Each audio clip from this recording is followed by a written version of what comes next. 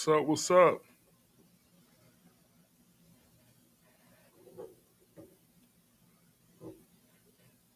My name is D. Welcome to D Knows. Appreciate having you guys in this live. Told you this is something that we'll be doing on a regular.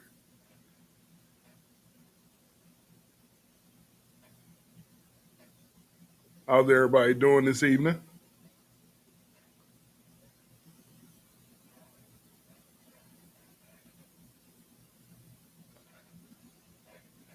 Good. We up on YouTube. We up on Twitch.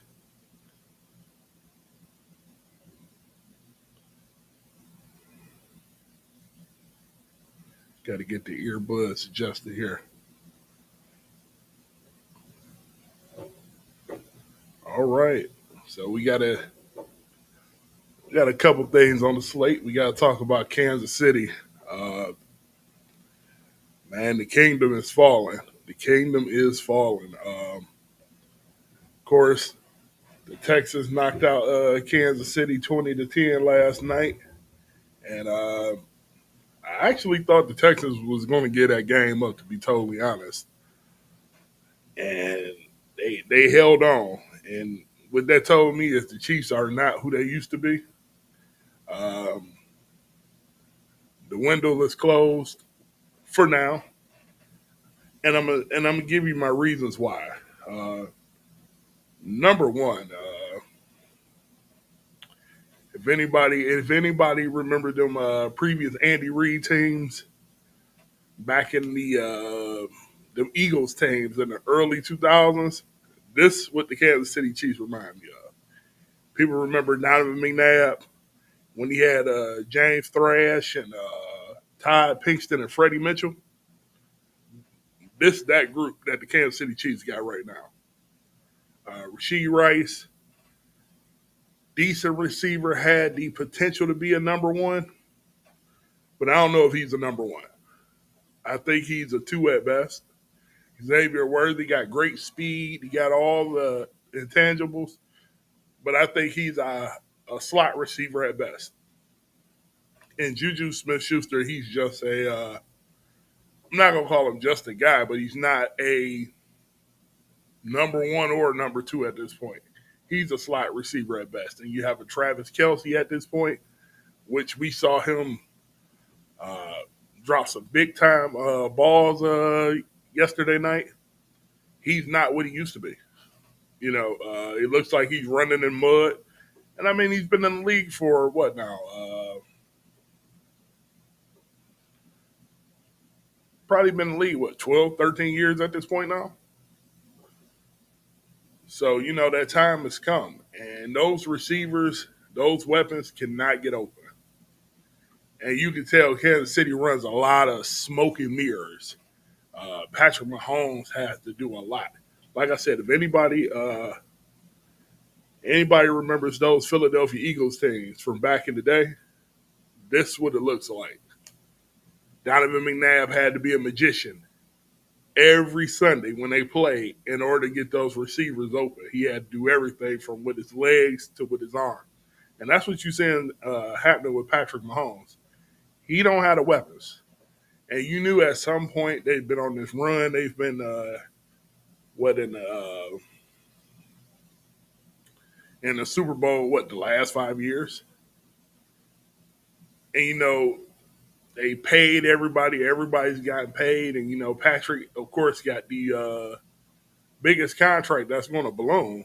So at this point now, what you're getting with him is the return. Is the return on investment. That is the cost of being great. So now you have it where this team can't really maneuver in the cap like they want to. It's not much they can really do because the payments have ballooned. And what I said in this draft, I said if they would have been able to get like a Harold Fannin Jr. like the Browns got, or one of those tight ends in this last previous draft, that would have served the Chiefs well, in my opinion. I think they screwed up not getting a tight end, especially when they run a very tight end centric offense. Andy Reid is known for running uh, tight end centric offenses. When he had the L.J. Smiths back in the day and the Brent Sellecks, he's always had a tight end that he relied on that made that offense go. And he kind of got away with not having great wide receivers. You know, the Eagles had Terrell Owens for that minute, but he's never had really great wide receivers. He had Tyreek Hill, who, you know, kind of came out of nowhere when they drafted him. He was pretty good. He had those situations, but he kind of came out of nowhere and they gave him up because they felt like, hey, we can go get another Tyreek Hill replacement or whatever the case may be. And to the Chiefs' credit, they tried to figure it out and they still won. So we can't sit up here and say that it didn't work out, but I just think the chickens are coming home to roost. And if we look at the numbers, oh, excuse me. Sorry about that if y'all heard that. Speaker on my computer. Uh, if you look at what they got, Patrick Mahomes for everything that he did last night, and Patrick Mahomes didn't play great. You know, he didn't play great. But you can tell he tried to put on his cape in a couple spots. And that Texans defense is good. He went 14 for 33 for 160. And when I look at the receivers, Worthy had 3 catches for 55 yards. Rasheed Rice had 4 catches for 34 yards. He had a big drop. So he does not have a great amount of weapons. And this team is supposed to contend every year. And I just think at this point now, it's starting to catch up with them. Now, what they can look at doing is next offseason, they're going to have to trade up in the draft and try to get a couple of these wide receivers. They're going to have to swing for the fences because there's no way you could bring Travis Kelce back next year if he even wants to come back. I'm thinking at this point now he's going to retire. That's my opinion. But I do believe that they should have got one of these tight ends in the draft. Last year's draft was so deep. Like I said, you had the Tyler Warrens, you had the Harold Fannin, you had the Mason Grahams who went to the Jets. It just was a slew of tight ends, and I was just so surprised that they didn't get one. And me personally, it's coming back to bite them because had they had one of those guys that could get off that line of scrimmage like Kelce used to be able to do, it would have opened up that offense a little bit more. And defense, for the most part, you know, defense gave up 20 last night, but the defense has played, for the most part, decent. Chris Jones is starting to come back around a little bit, but I think it's a little too late.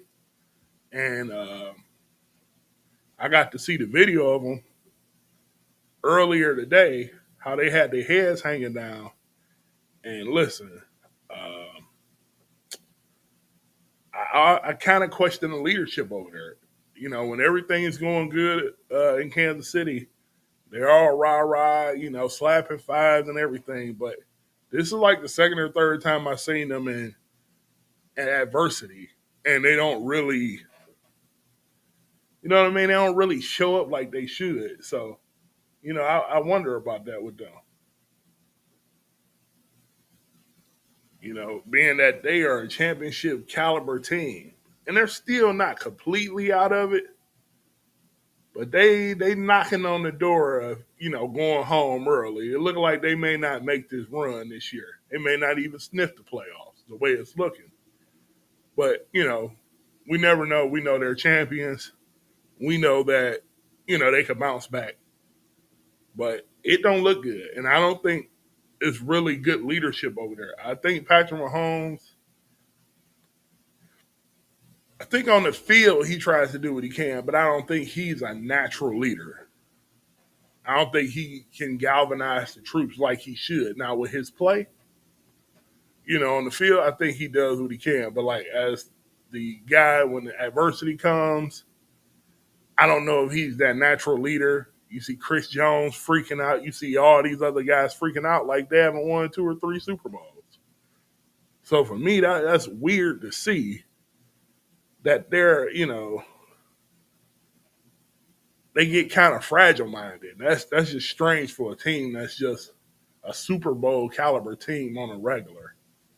You don't see that steadiness from them, and that's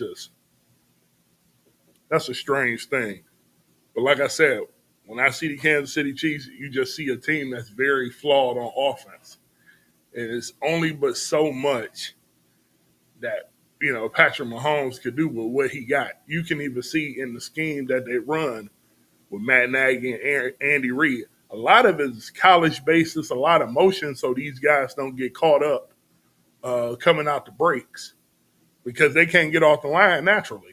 So you see all this motion and you see all these stacked bunches where they could try to get free. That's why Xavier Worthy gets free, but one on one, he gets pressed up on that line. He's not getting off the line. And Rashid Rice, he's a big body. Some days he looked like he could be a number one, but consistency make you a number one. So Kansas City definitely got to look for help in the offseason. They definitely got to look for help in the offseason. And, I'm not sure what their contracts look like going into the 2026 season. But at some point, they're going to have to start retooling. Like I said, especially on the offensive side of the ball. They pay guys. I think they just paid the guard this offseason. Let me check here. See what their contract situation looks like.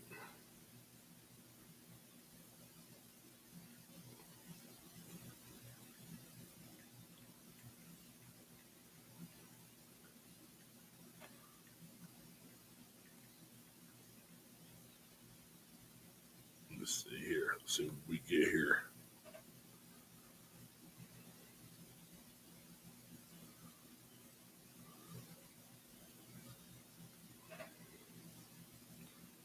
So they are projected to be over the salary cap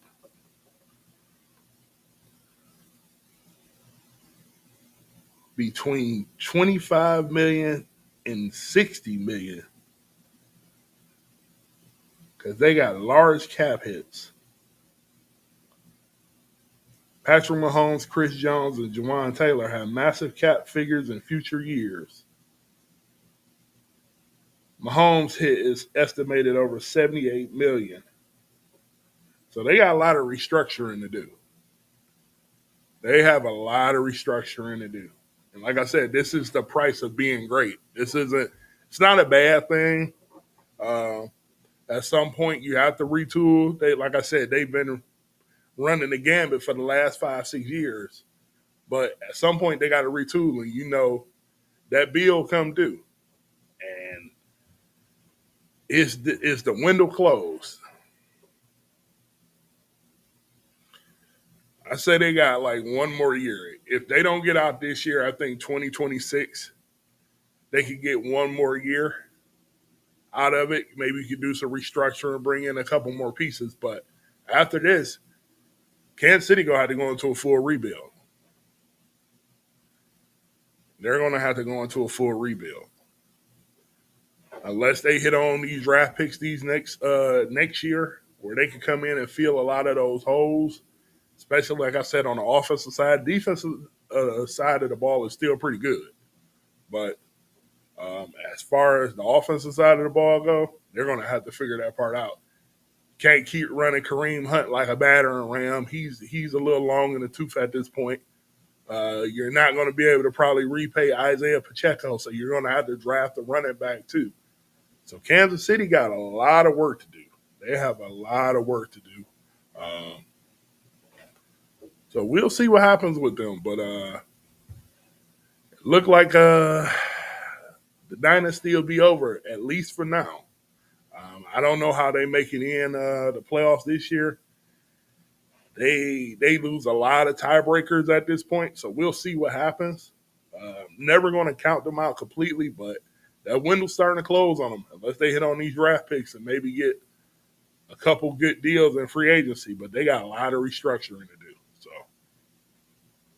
So the next topic we go get into, uh, we got to talk about the Cleveland Browns. Of course, they are I've never seen a team talked about so much to total of only won what 3 games this year. But when you got Shedeur Sanders and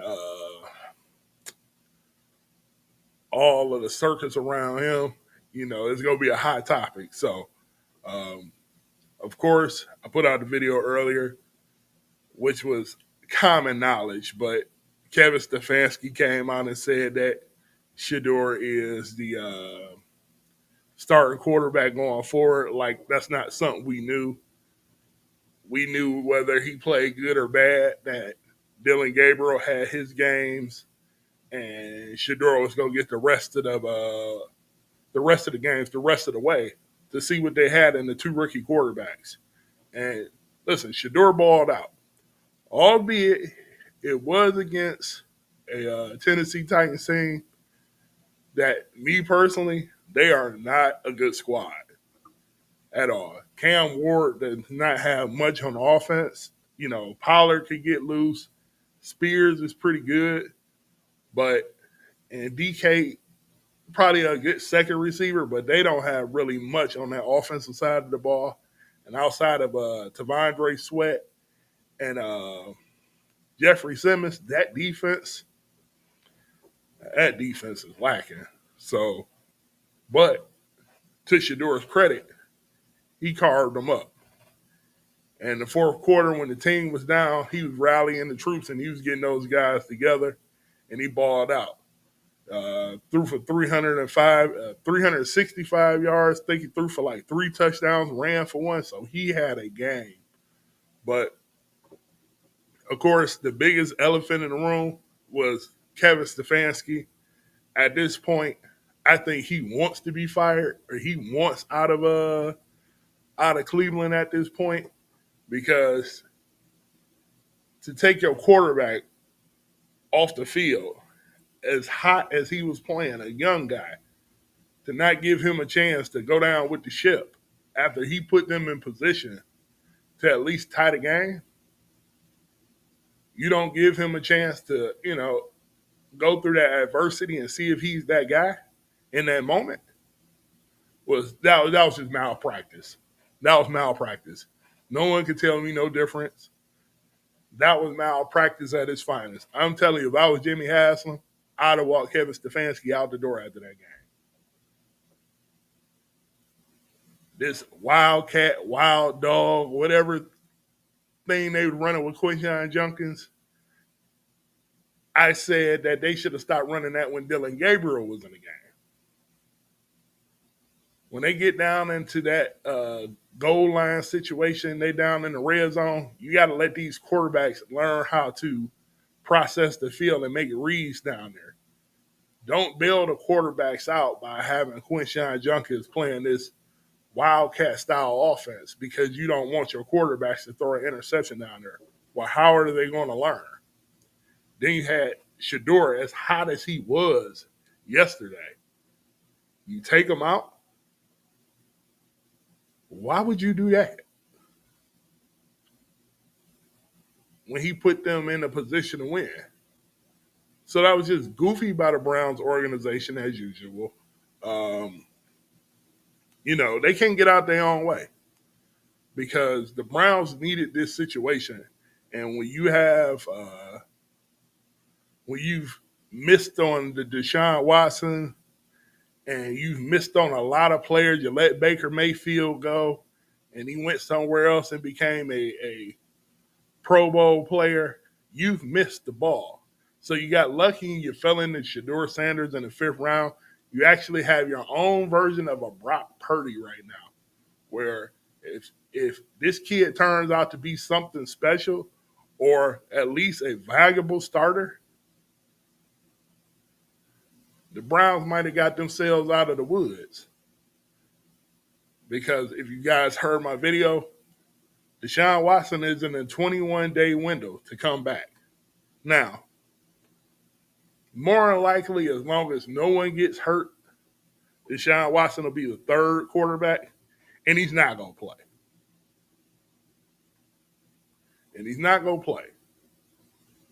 But he has to stick around on your roster because he's going to be an $80 million dead cap hit if you release him. So the Browns have made a lot of mistakes. Andrew Berry hit on this past draft because if he didn't, he would be out of here. When you got Quinshon Junkins and Harold Fanning, and you got the linebacker from UCLA, and you hit on all those picks, and all these guys are contributing immediately, and Shador, these guys are contributing immediately, I think he saved his job. But you can't keep having all this malpractice go on when you got something good, you do something stupid. Like pull him from the game winning drive, the 2-point conversion to either send this game into overtime or lose or whatever the case may be. But that wasn't going to diminish Shador and the Browns playing really tough, showing heart to come back in that game. Now, it was weird that the defense didn't show up. The defense got hit with a lot of counters, a lot of counters and misdirections at the line. That's why Rico Dow was going crazy. He almost had like 200 yards. So the Browns defense just really didn't show up. But they played with heart. The whole team played with heart. And Shador galvanized them to be in that game and give them a chance to go into overtime. And I don't know. Kevin Stefanski just blew it. It's just time to let that go. Whether he's a good coach or a bad coach, just let it go at this point. You know, being in Cleveland, being in a losing situation for so many years, I think it's war on him. I think mutually it's war on the organization. I just think it's time to cut bait. I do. I think it's not a good situation for them. You ain't gonna get nothing out of this situation at this point. Just let it go. Let it go. So, I think as a Browns fan, if you're a Browns fan at this point now, I would start head coach shopping because I don't think you can go through another season with Stefanski. But I would give Andrew Berry another year because he had a job-saving draft this past year, and he did a good job. So, uh, again, you bring in a receiver in this draft, get you another veteran receiver on the other side to help Shador out, and I think they'd be okay. Like I said, you're in a situation where now you're not paying an absorbent amount for a quarterback outside of the one that you paid for in 2023. So if you get your quarterback on the cheap while you got another quarterback on your roster, that's an $80 million cap hit, you're doing all right. So, you know. So enough of the Browns talk. We got to talk about Notre Dame. And holy smokes. Man, did Notre Dame get jobbed. Oh, my goodness. That was robbery at its finest. Uh, I am going to pull up the bracket. Let me see here. Give me 1 second. Let's see what I did with it.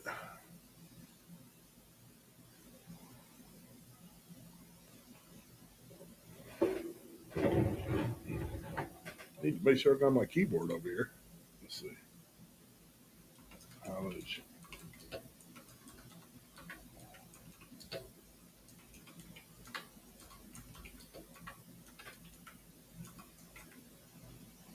Let's see here.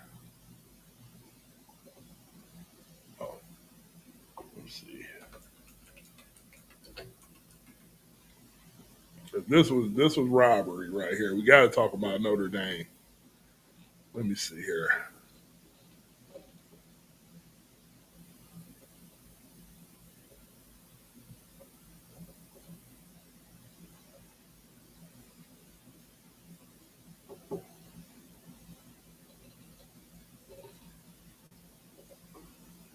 Somebody made a good point on this. I got to pull up. I got to pull up the old Twitter. Let me see here.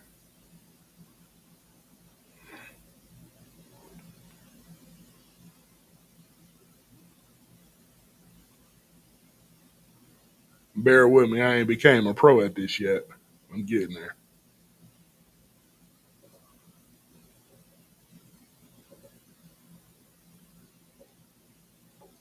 Let's see here.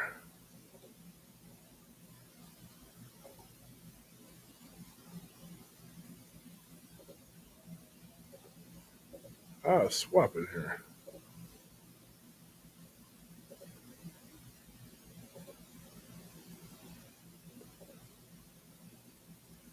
Bear with me, people. I'm trying to figure this out.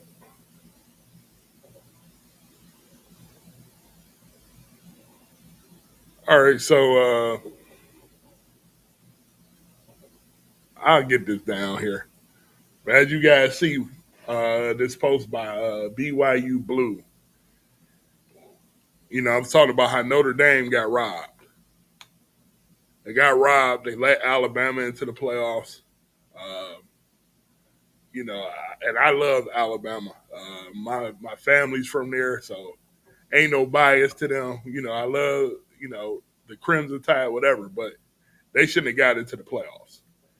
And when you look at this on the screen right here, and unfortunately, the politics get involved. This is where I have a problem at. You know, where you look at all of this and it says ESPN owns all the broadcasting rights, all the college football playoff money is paid by ESPN. This is why Notre Dame didn't get in. This is why they didn't get in because they're not aligned with any of the conferences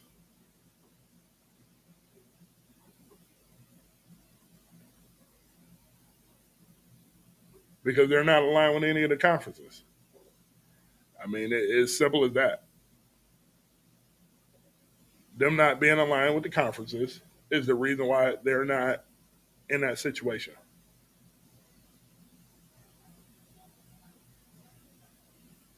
And now, Marcus Freeman, if you're Marcus Freeman, how much longer do you stay at Notre Dame knowing that you're in a catch 22?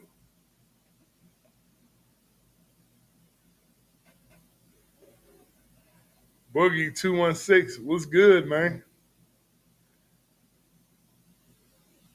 Appreciate you coming into the live, man.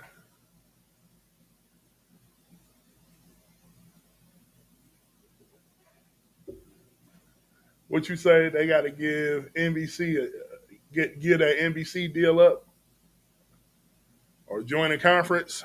I mean, at the end of the day, that's where they at. I mean, if I'm Marcus Freeman at this point, let's just say. So let's look up the deal real quick. I'm gonna look up the deal real quick. I got to see Notre Dame's deal. So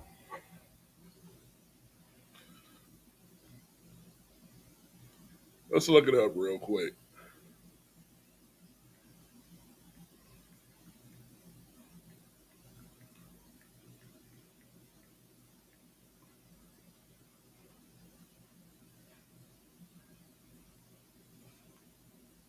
So Notre Dame just signed the deal, and one, their deal is worth $50 million a year. They just signed the deal, and the deal's not over until 2029. So you're telling me at this point now,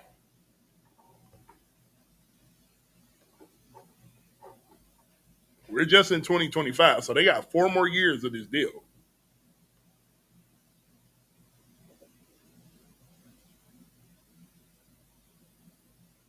Are they gonna keep going through this for the next 4 years?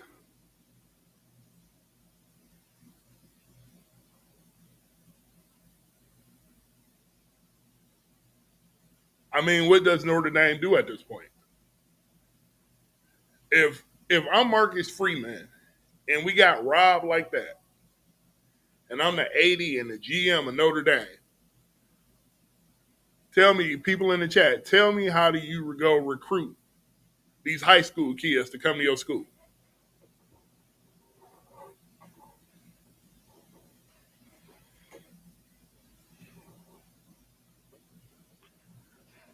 How do you recruit these guys? What do you tell them? At Notre Dame, we got tradition. We the only one with a network, pretty much, because they've been with NBC for 30 something years. I think since like 91, 92. We get the main share of TV time. We're on our own network, pretty much at NBC. But when playoff time comes now, we're not sure we're going to be a lock to get into the playoffs. How do you sell that to a student athlete?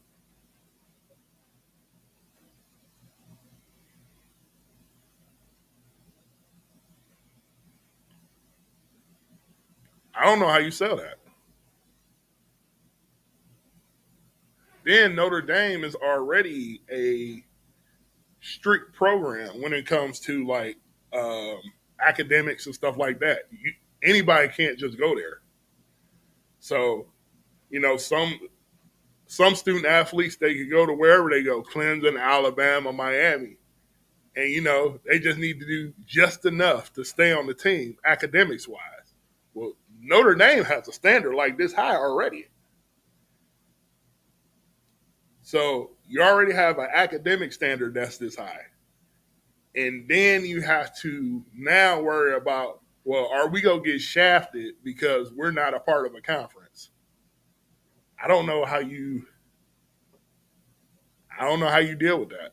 I don't know how Marcus Freeman even stays in Notre Dame, knowing that he put up a 10-2 record and he was pushed out by Alabama, who got embarrassed thoroughly by Georgia on Saturday.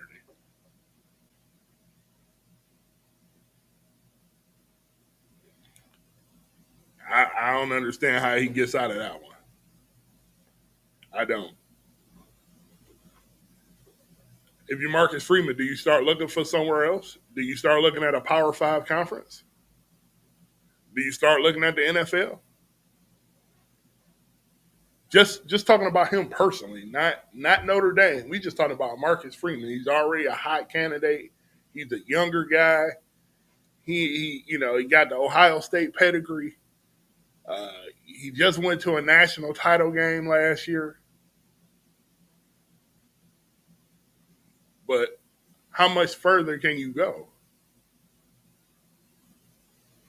if they're not respecting Notre Dame as a Power Five college?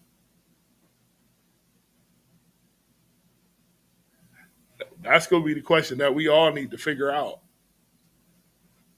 That he needs to figure out, to be totally honest, because he was robbed. Him and Notre Dame was robbed. So you know that's an interesting situation they have over there. But now we got to get into. I don't know if you guys heard about this, but a few hours ago, Jermaine Burton was released from the Cincinnati Bengals, according to Ian Rappaport and Adam Schefter and all those guys. Um, Jermaine Burton came out of Alabama. I was high on him when he came out. All the talent in the world, a speedster, everything else for the Cincinnati Bengals. I thought he was going to be the third amigo with T. Higgins and Jamar Chase. And I thought they was going to be unstoppable, that offense. And that offense already is unstoppable when it gets going. That air game, I thought Jermaine Burton was going to be a part of that. But it seemed like his conduct with that team has been a problem the last couple of years, and he was released. So uh, that was very disappointing to see because I really think he has a lot of talent, and he letting it go to waste.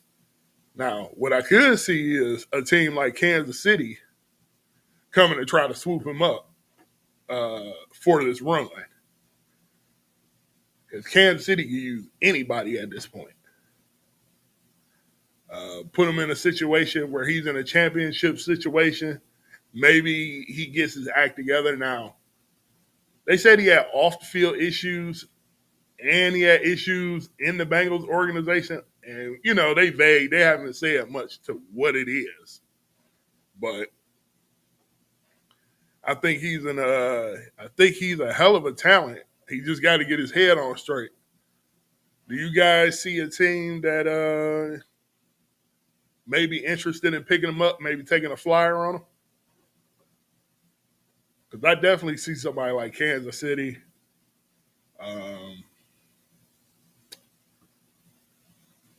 Maybe Tampa Bay look at him because all the receivers down there, they can't stay healthy to save their lives. So, I'm thinking playoff contenders. You look at teams that may be rebuilding in situations where they need to just add talent. You look at the Tennessee Titans, even though it's not a winning situation, it's a situation where, new beginnings, humble beginnings might help them. Tennessee also needs receivers. Now, I know the Browns have picked up a lot of these guys already. Isaiah Bond and Malachi Corley. So they've already picked up a lot of those guys. So I don't know where he would be a good fit, but I definitely know that's disappointing for Cincinnati for him not to work out because I think had they had him in the system, that offense would have been unstoppable. Maybe Buffalo looks at him. Maybe that becomes the situation. So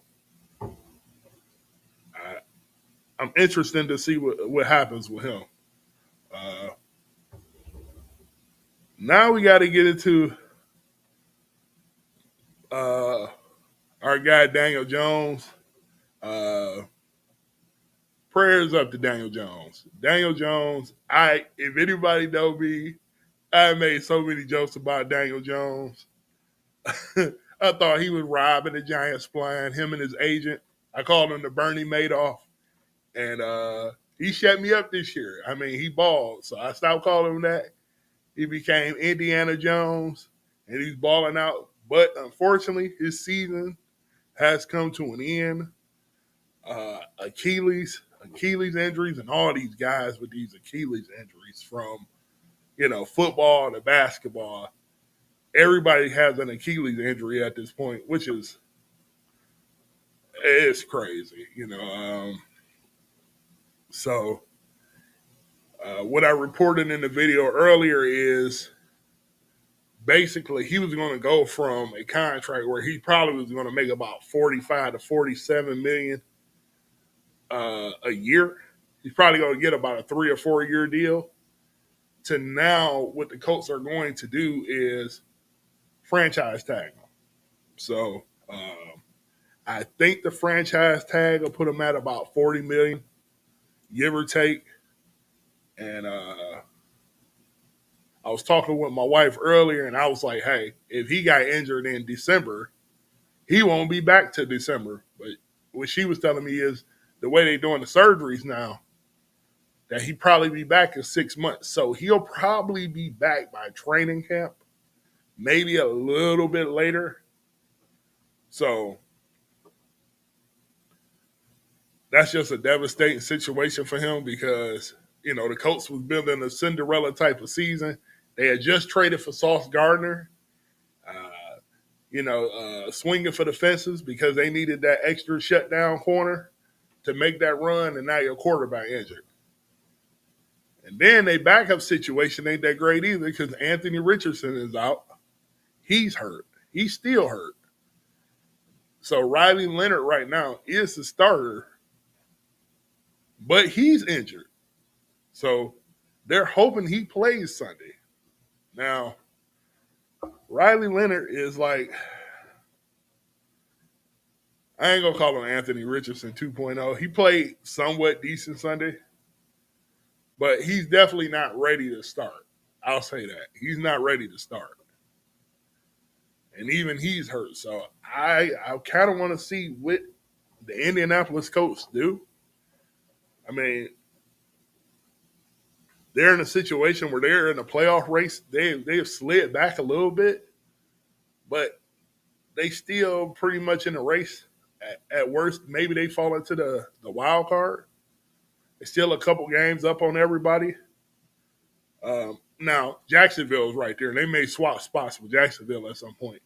But I want to see who is what free agent quarterbacks is even out here because they're going to need to pick up a quarterback. I mean, they may feel like they can roll with Riley Leonard for right now, but that situation is tough. You went from being a contender, especially in the NFL this year. There's no dominant team in the NFL this year. I think as close to dominant as you're going to get is the Rams. And they played a good game against the Cardinals, but the Cardinals aren't together. Last week, the Rams lost and got beat up. So there's no real dominant team in the NFL right now. So, anybody could run the gambit, and the Colts could have been that team too. So we go look at some quarterback options. Uh, let's see who we got out here. Oh my goodness, this is tough. Trevor Simeon, Ryan Tannehill. Now Hendon Hooker would be interesting. I don't know if he's ready, but I think he would be interesting. Uh,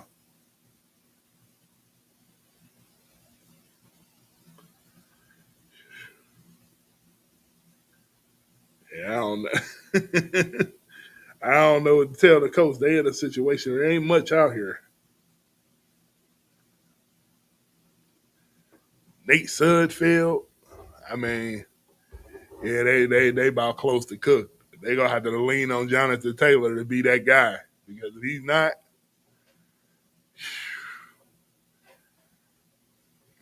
man, Riley Leonard, huh? Boy, I wish I had some Steam Deck buttons right now. I'd be pushing all of them for that. Yeah, forgot about Hooker. Yeah, I think Hooker got some talent. I do think Hooker got some talent. I think it just didn't work out in Detroit, but I think he could play.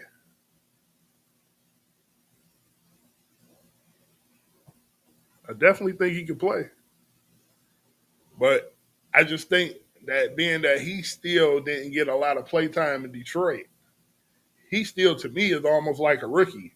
So if you brought him in, how fast can he get caught up on the system? That's the question that I have. I don't know how long it'll take him to get caught up. Yeah, the coach that's just a bad break. It really is. Daniel Jones was playing really well. I mean, he was the MVP candidate. He was playing well. Let me see here. I meant to put this on link on Twitter. Yeah, but I don't know. You have any anybody that you would you bring anybody out of retirement? Would you call uh would you call Phillip Rivers to try to give him one more chance?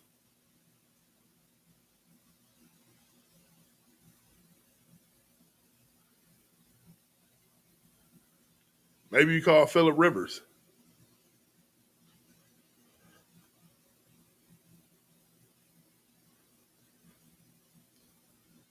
Maybe he's the guy you call. See if you can get a couple games out of him. Let's see here.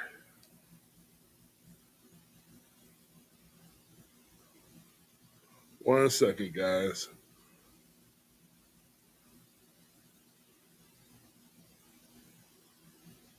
me see something here real quick.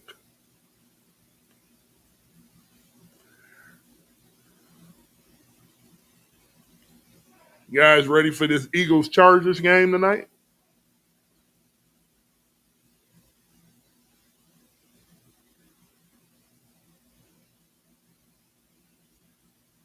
Let me see something here.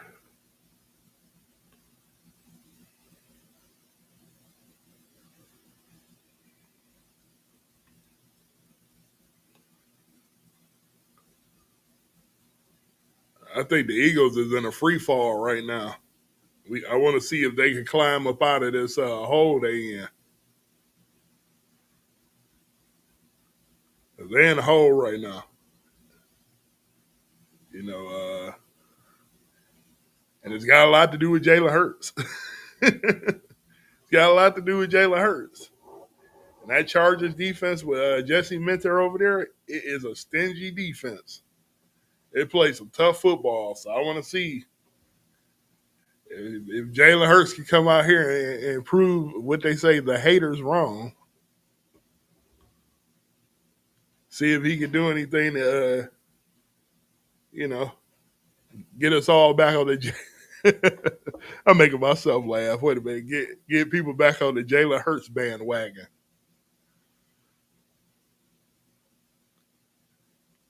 But Jalen Hurts don't like to throw over the middle of the field. You know, he a slow processor, so we'll see when they start blitzing Derwin James from that safety spot how he reacts.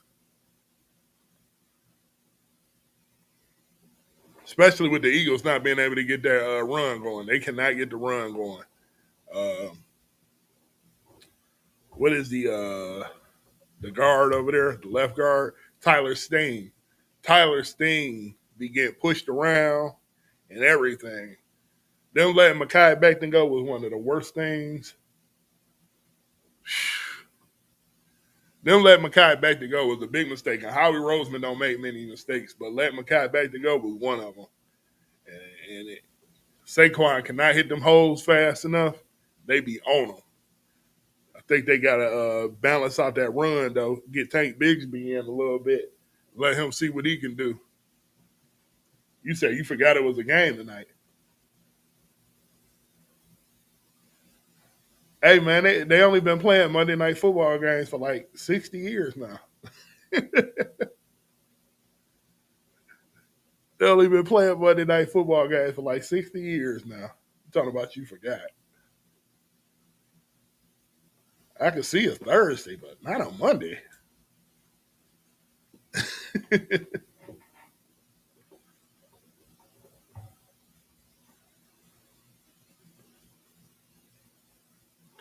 Yeah, but I'm interested to see. We only gonna hold this live for probably like what's this? Probably about 10 more minutes or so. Um, like I said, we gonna start trying to make this. Try to do it. I don't know every day. We gonna try to get close to every day.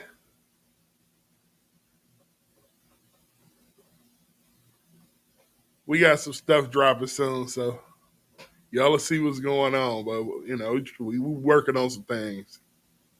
Really excited about it. I want you guys to be a part of the journey for real. That means a lot.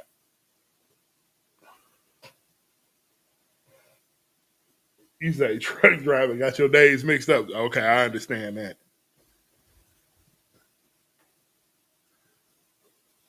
You being on that road, you don't know if you're on that road. You don't know if it's Saturday or Tuesday. I get it totally. We give you a pass. Anybody else in here? Y'all talk about y'all don't remember Monday Night Football. You know, we gonna have to talk about that.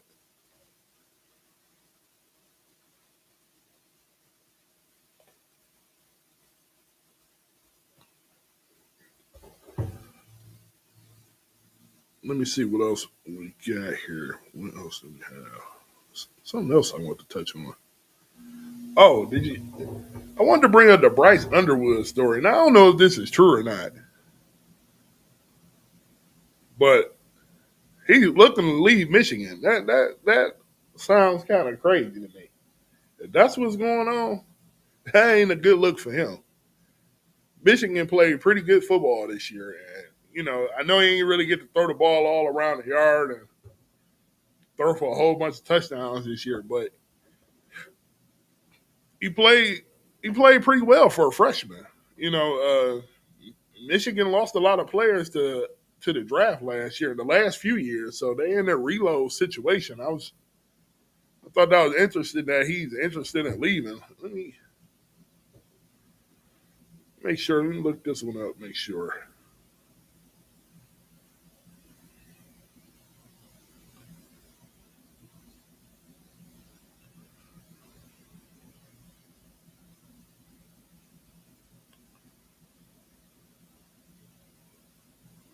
Let's see here.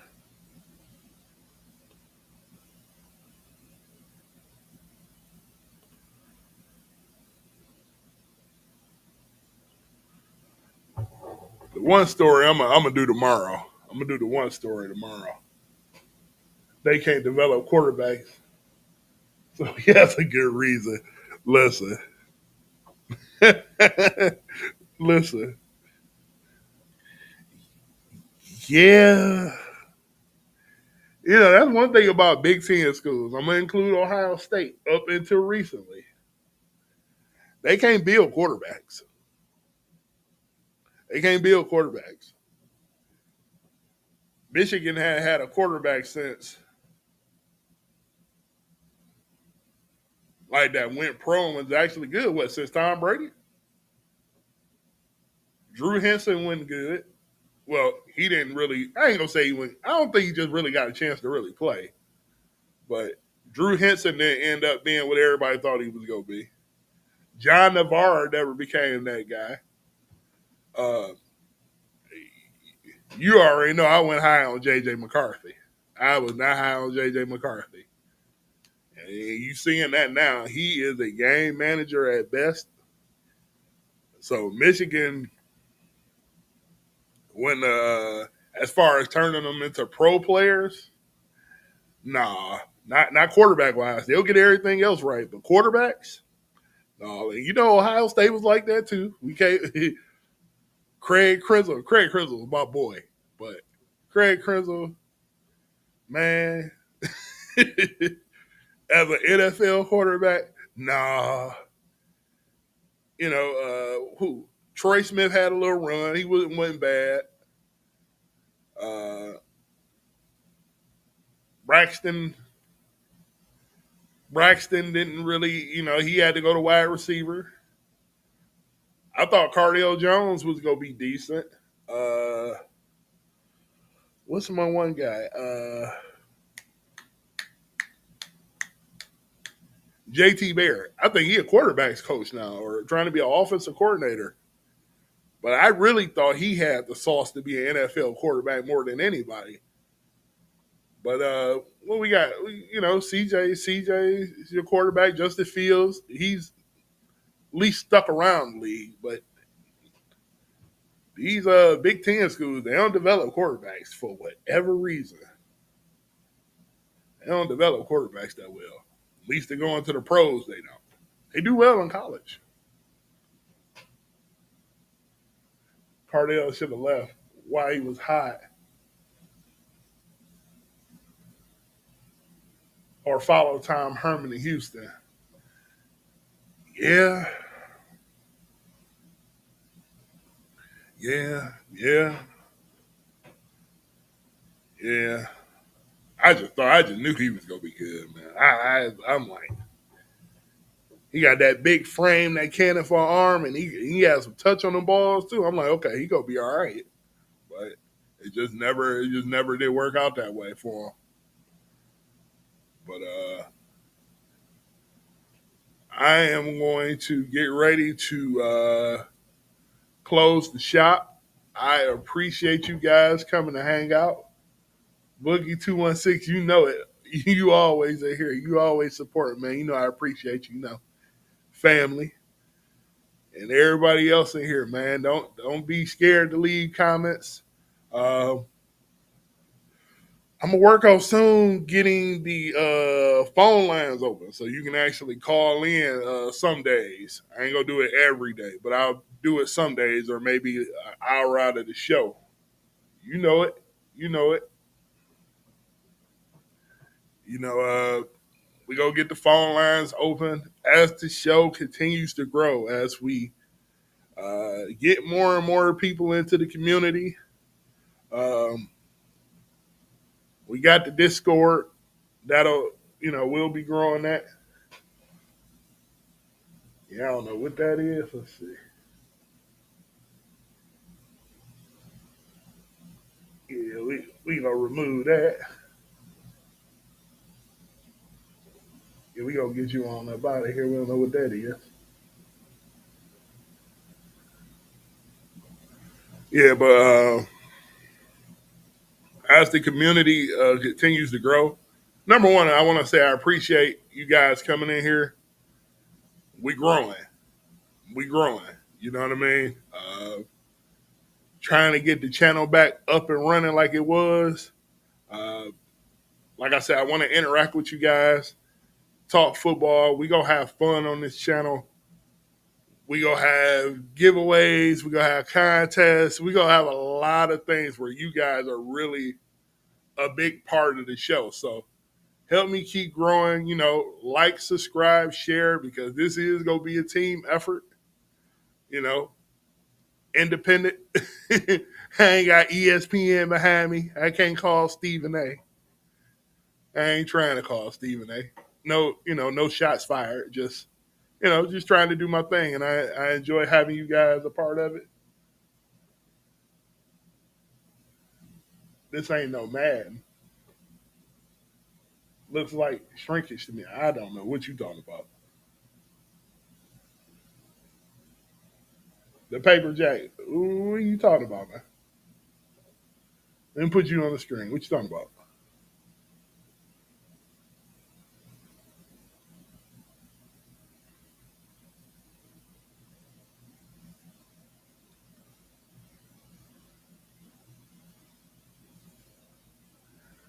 All right. Well, what'd you say? Oh no. Oh no. Down votes. Unsubscribe. Hey man, ain't nobody holding you, man. I appreciate you stopping by. Don't know what you're talking about, but okay. See you later. Again, I appreciate you guys for stopping by. We gonna be doing some things as it goes along, and I appreciate who's all been in the chat tonight. The viewers, the likes, dislikes, whatever. Hey, it helps the channel. I appreciate you guys, and I am going to go sit down and watch the Eagles and Chargers. You guys should do the same, and we'll try to do this again tomorrow. So I appreciate you guys from the bottom of my heart. We gonna keep growing. We gonna keep growing and going. So we gonna do this again tomorrow. So I'll be looking forward to talking with y'all tomorrow. We'll see what else happened in the NFL and this college football. It seems like something's going on every day. So we definitely got more than enough to talk about. So I'll catch y'all on the next one. Let's see. What? Yeah, man, all time great broadcaster. I'm going to need to see. Yeah, okay. Yeah, we out of here. I'll catch y'all on the next one. Appreciate y'all. Peace.